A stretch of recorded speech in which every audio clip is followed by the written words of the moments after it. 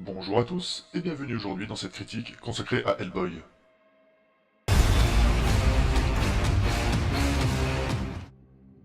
Hellboy, créé et dessiné par Mike Mignola, est une saga de bande dessinée américaine, éditée par Dark Horse Comics aux États-Unis, et qui a déjà eu le droit à 2 adaptations cinéma et quelques films d'animation souvent méconnus du public. La première adaptation cinématographique, réalisée par Guillermo del Toro en 2004, puis sa suite en 2008, Les Légions d'Ormodites. Une saga pour le moins étrange, qui a attiré l'œil du public à l'époque, et restant au fil des années dans l'inconscient collectif, mais qui curieusement n'est jamais passé par la case de saga culte. Mais alors, la faute à quoi ou à qui? Moi-même, ayant plutôt bien apprécié ces 2 premiers opus, j'avoue à cette époque ne pas avoir été séduit complètement par l'univers de notre héros.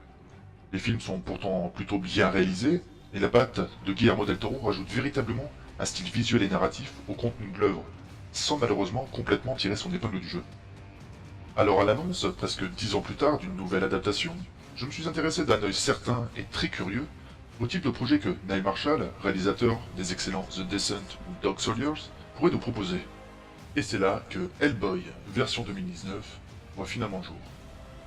Alors, soyons clairs, dès le début, cette version 2019 n'est pas forcément bonne, enterrant une fois de plus notre personnage dans une catégorie cinématographique, cette fois-ci d'un calibre nanardesque. Au niveau de l'histoire, difficile d'en tirer vraiment quoi que ce soit. N'ayant pas pour lecture le comics original, je ne sais pas ce qui est à prendre ou à laisser dans cette adaptation. Le lien qui tisse notre héros à la légende d'Excalibur, point central du film, m'a semblé tomber de nulle part et se trouve en total décalage avec l'histoire que l'œuvre essaie tant bien que mal de nous raconter. Alors, est-ce partie intégrante de l'histoire originale, ou est-ce une sorte de délire décalé du réalisateur? Je ne saurais me prononcer à ce sujet, mais très honnêtement, dès les premières minutes du film, j'étais déjà complètement perdu, me demandant où est-ce que le film allait bien pouvoir m'emmener.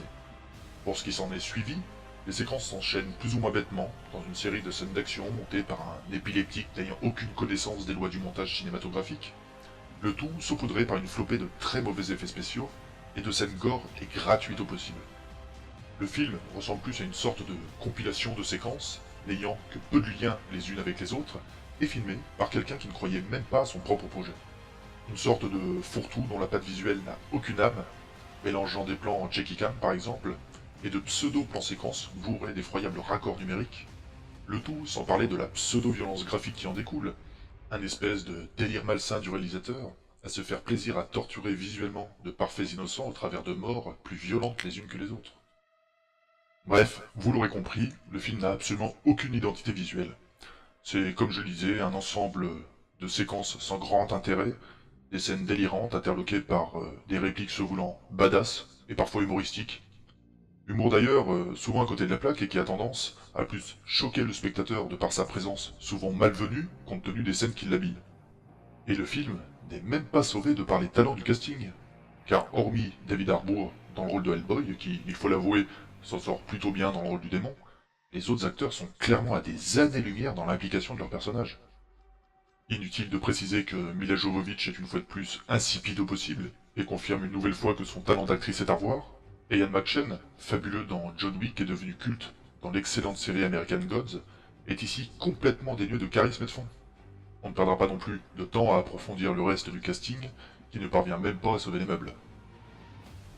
Vous l'aurez compris, Hellboy est pour moi une véritable déception, doublée d'une catastrophe cinématographique dénuée de tout style, que ce soit visuel ou narratif. Une sorte de nanar des temps modernes, qui met en scène absolument tout ce qui ne doit pas être fait dans le cinéma.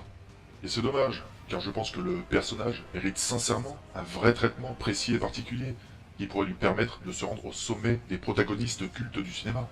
Encore faudrait-il qu'un réalisateur de talent puisse le mettre en scène de façon correcte et originale, comme Del Toro a su le faire à son époque. Et voilà, c'est tout pour cette critique aujourd'hui. J'espère que cela vous aura plu. N'hésitez pas à vous abonner, n'hésitez pas à liker et à me donner surtout votre ressenti sur le film dans l'espace commentaire. C'était Schizophrène, à très vite.